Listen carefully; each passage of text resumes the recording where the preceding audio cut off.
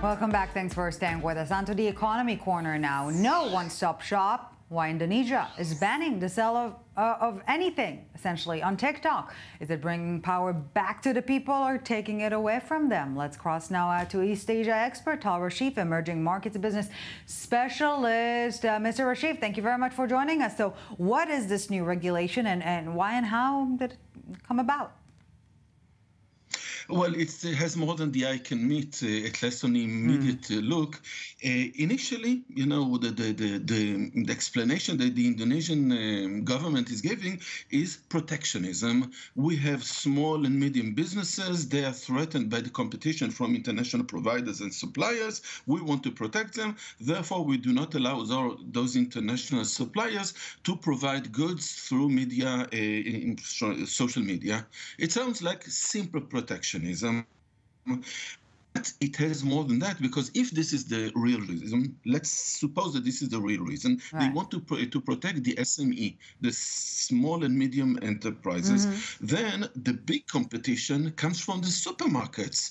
Limit the supermarkets and give the ability to the small and medium enterprises, but they do not do this. They do not limit Amazon, for instance, who provides the same things, and many other channels, only TikTok.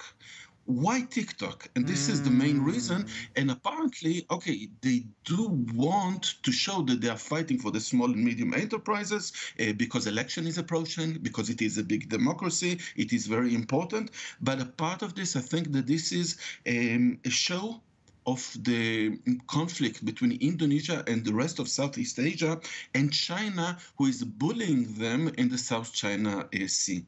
So, under the disguise, so to speak, of helping or protecting consumers and small-scale sellers, you're essentially saying it is helping the existing e-commerce players to maintain their market dominance.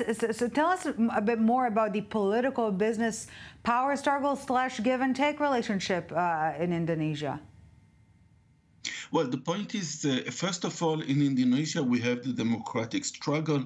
The party which is in the lead, which is in the government, wants to show that they're helping the simple people, the lay people. And this is a very good way to do it, approaching to the elections.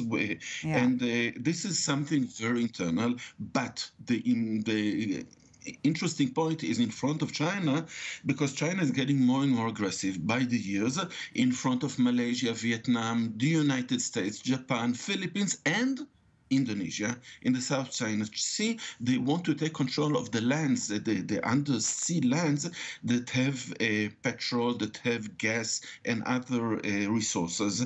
And they're doing it in a very aggressive way. And Indonesia, apparently, it appears that they're kind of saying, look, we can take steps that will cost you dearly. And if you do not want to do it, they take care of our demands when it deals with geopolitics, such as South China Sea. So is Jakarta, Mr. Rashif, essentially doing what all Western powers fail to do, preventing monopolies from happening rather than trying to break them once they're alive and kicking, even more so when you're talking about Chinese business clout?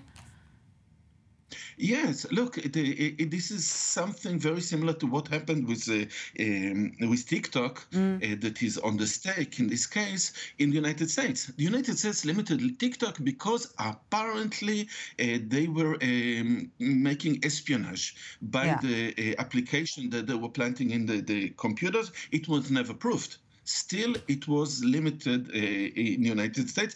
India did it very straightforward. We do not want the Chinese in competition. We have nothing good to do with the Chinese. They are bringing only troubles. Indonesia is joining them because all around the world, countries are afraid of China and small businesses are afraid of international providers. So the national is international and the international is national all over the world. Tal Rashif, absolutely. Thank you so very much for this. We appreciate your insight. Thank you. All right.